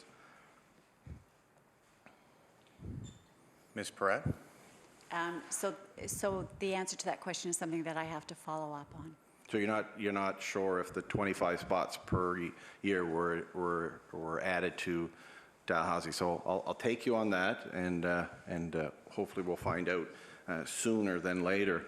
In August of 2015, the Premier said that he was opposed to the federal government providing health funding to the provinces based on population without taking the aging demographics into account. And we know that Nova Scotians' aging demographic is we have one of the oldest populations. So did the government ask the federal government to change the funding formula to take into account Nova Scotians' aging population? I think my colleague will take that. Mr. Rayfuse? Certainly, it's quite well known that a strict per capita funding formula does come to the detriment of provinces like ourselves who have an aging demographic. Unfortunately, you can't get agreement across the country where other provinces are quite adamant where a strict per capita is the way to go. So therefore, it would be to our benefit because it does reflect our reality. But you could not get agreement. There are some provinces that are adamant not to shift off this. And I understand that, but we didn't negotiate a health agreement with the other provinces. We did it on our own. So did the province ask the federal government to take into account the aging population of our province? I mean, getting agreement from across the province doesn't matter because we didn't work with them to get our agreement in the first place. So was there a request from the team of negotiators that Nova Scotia would like to see our aging population factor into the formula for health transfers? That was a request for the change, but that is a national agreement. The CHST is a national agreement. All right, the federal, I know the federal minister was very vocal, publicly indicated that when she goes to the finance minister to ask for more money, she needs to be able to tell that her minister that the money will be used for health care.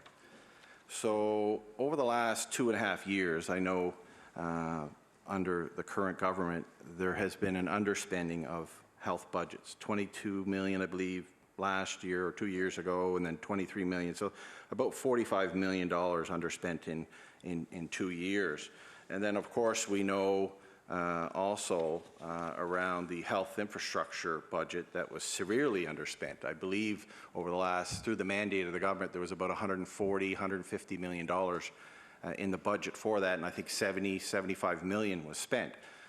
So does that weaken our position when we were negotiating with the federal government to say we need more money in Nova Scotia, not only to meet our aging population, the demographics, but the government, I mean, the federal minister is saying that we need to show that money is going to healthcare, yet here in Nova Scotia, we've underspent significantly, I would say, in a number of areas, the budget. So would that weaken our position in trying to ask for more funding for Nova Scotians when we were negotiating with the federal government?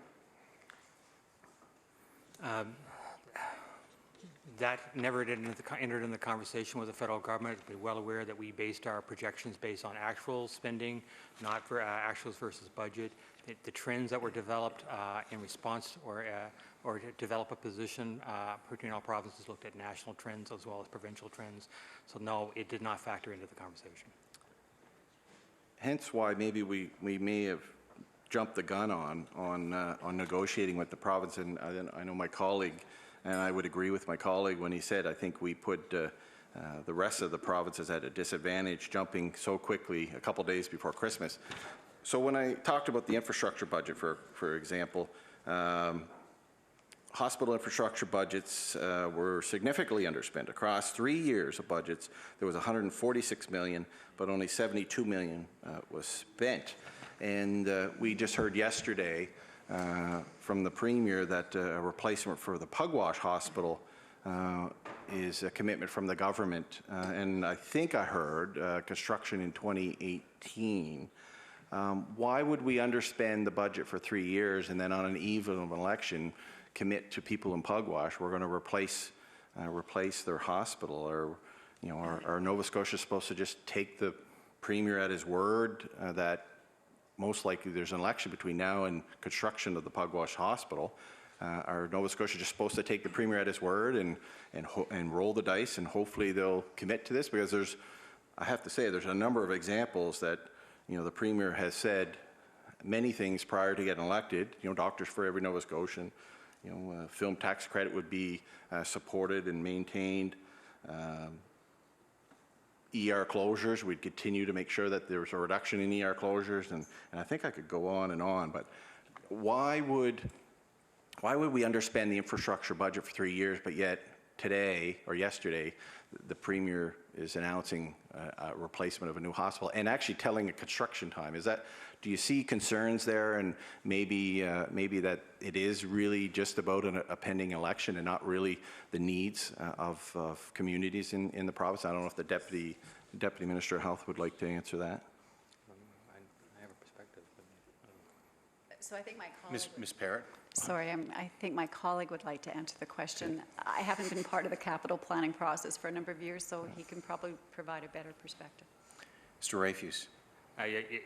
You are true. The underspend in the health capital has happened all the couple of years.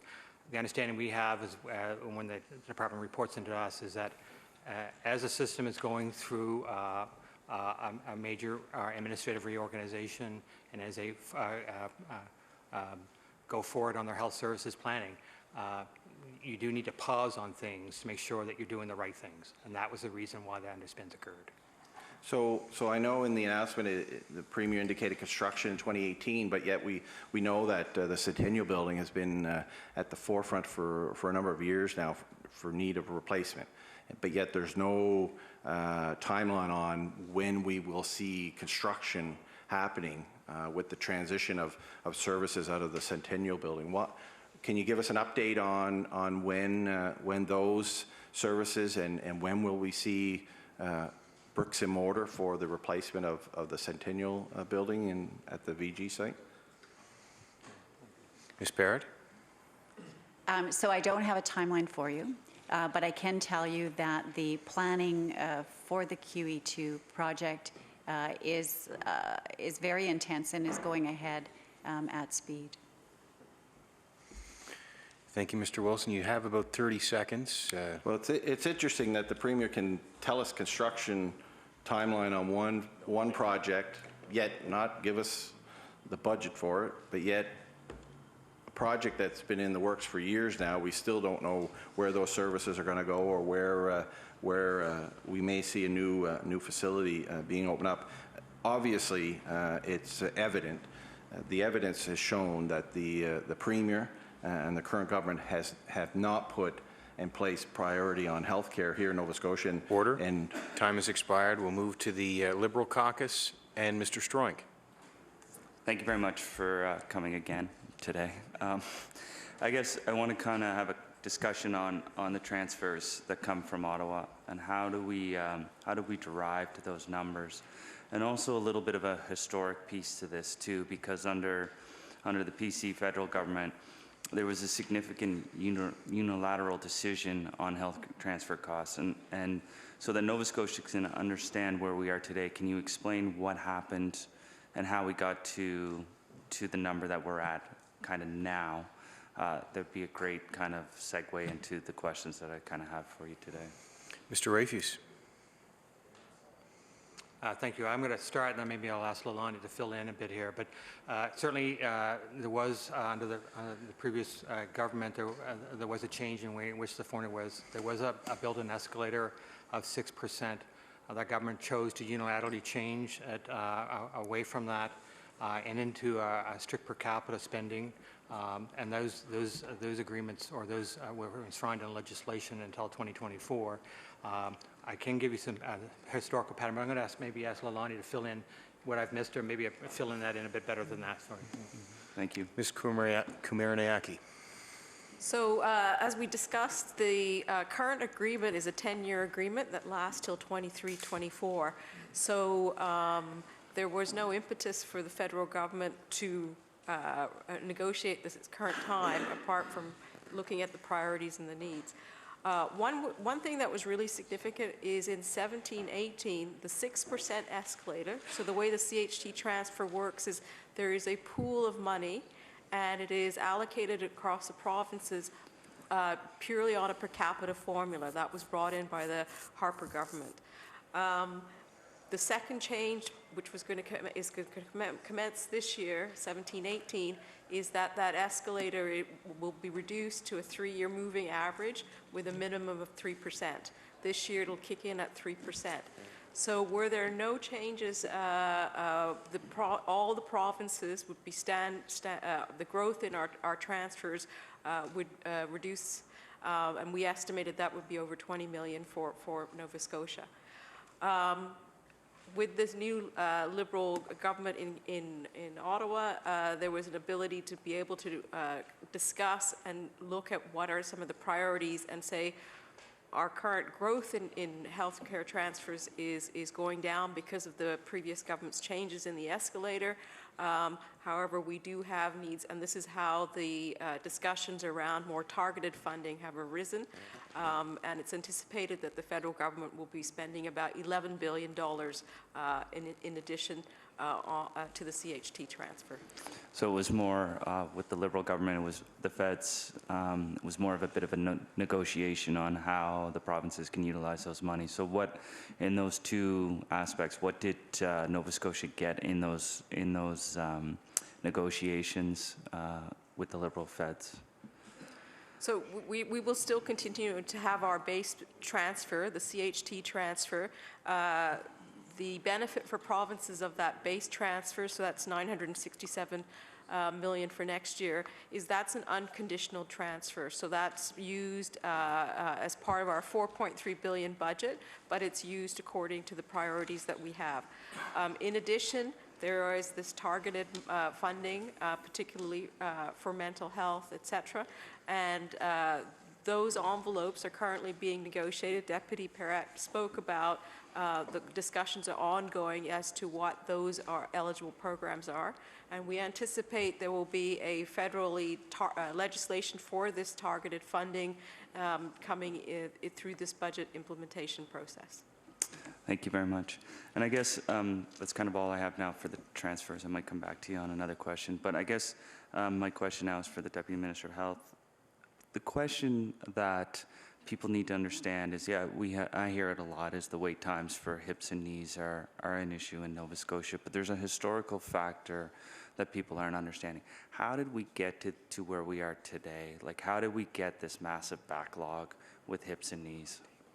Ms. Perret? So I think there's a combination of factors that you would see across the country, because the reason you have this focus on 5 waitlist factors is it wasn't an issue just for Nova Scotia, it was an issue across the country. And part of that is the complexity of running the hospital systems, the increased demand, I think and I'm not sure what the timeline is, the increased demand for hips and knee surgeries across the country, it was quite a dramatic incline. And so the system has been responding to increased demand and the need to become more efficient. So you see initiatives like Nova Scotia's undergone with a consolidated health authority to create that platform for more efficiency in different provinces as well. But a number of factors in play. So on the list right now, we had such a massive backlog of patients to have the surgeries. Where are we now compared to where we were 4 years ago? So I'm going to refer it to Mr. Guest, because I know there was an emphasis on what they called the long waiters, to deal with that first. Mr. Guest? Thank you for the question.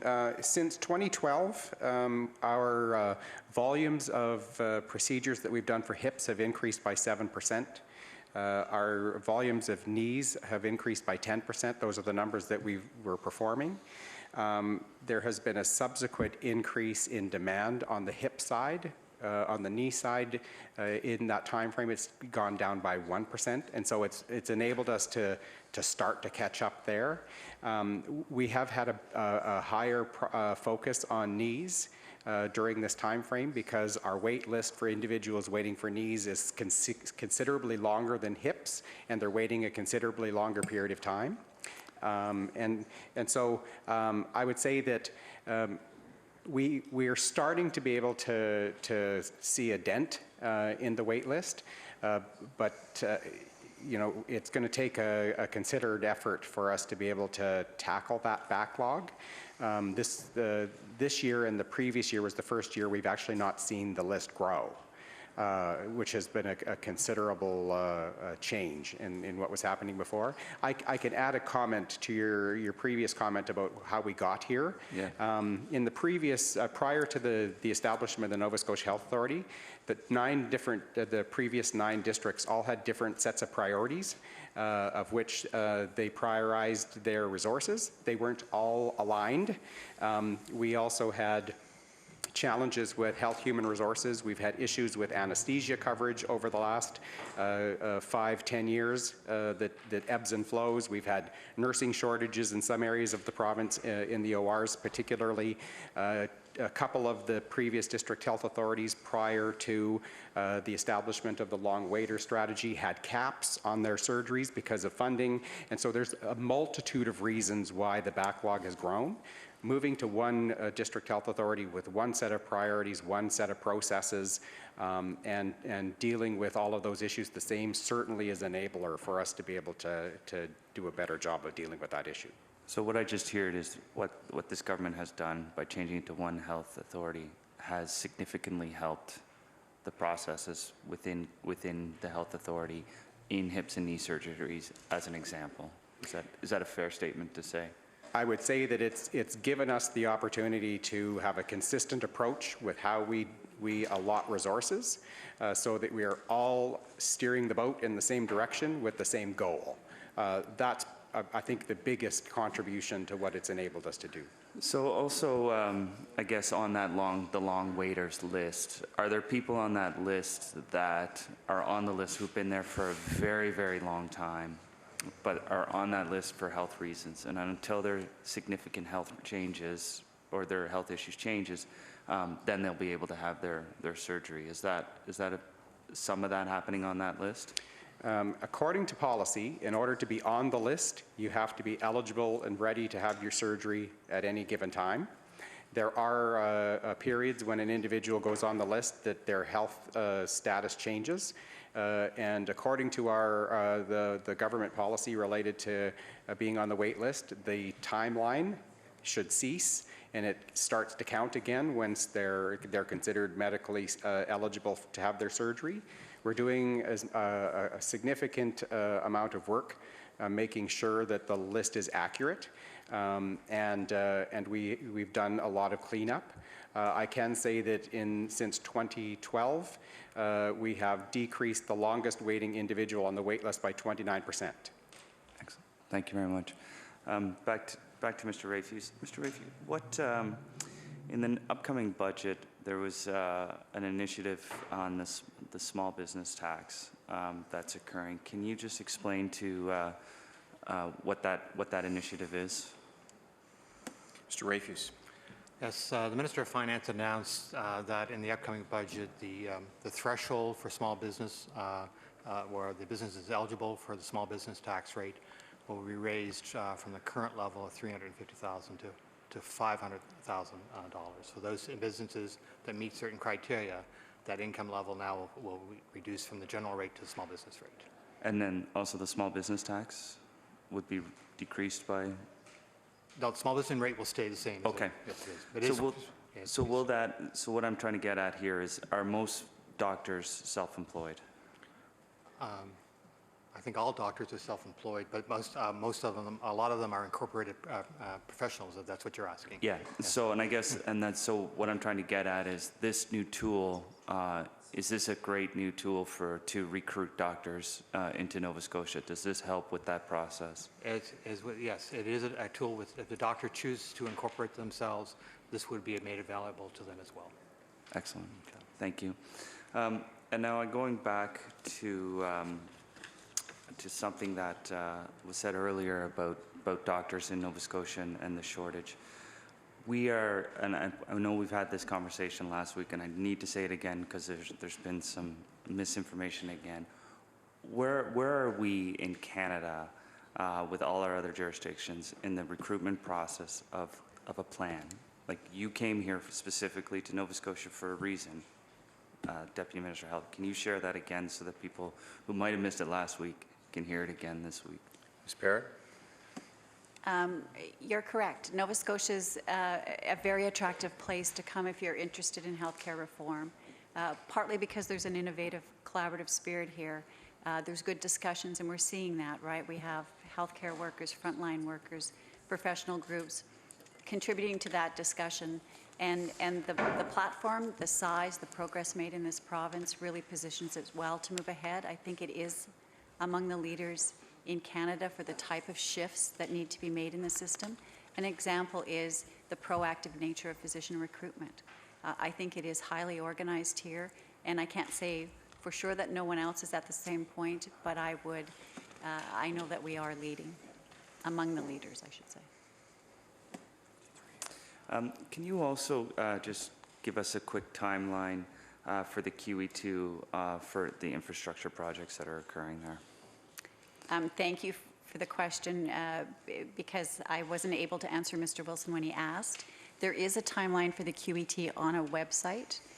So I'm happy to say that if you go to connectedcare.ca, you can watch the planning process from that perspective. Thank you. Order. Thank you very much for everyone's questions and, of course, for all the answers from our witnesses.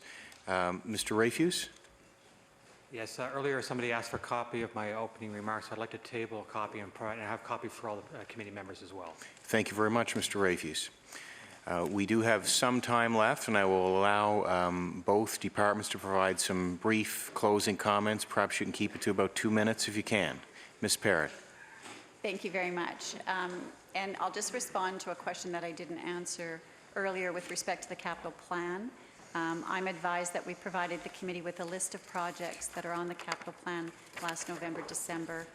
South Shore and Pugwash were both on that list, so there would be some information provided to the committee. And then I thank the committee for this opportunity to have the discussion.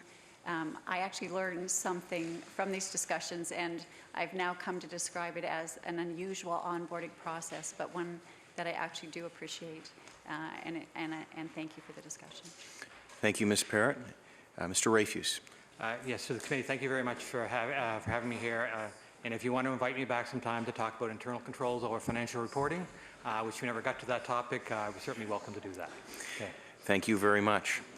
Our next meeting is on April 19th, and that is to discuss regulatory review, and we will have the Office of Regulatory Affairs and Service Effectiveness with us. Prior to that meeting, we have a subcommittee meeting to select topics for future meetings, and that begins at 8:30 on April 19th.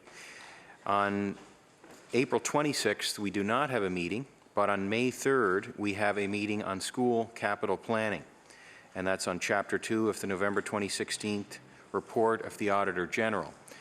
The Auditor General has offered a briefing prior to that meeting. We have a couple of options.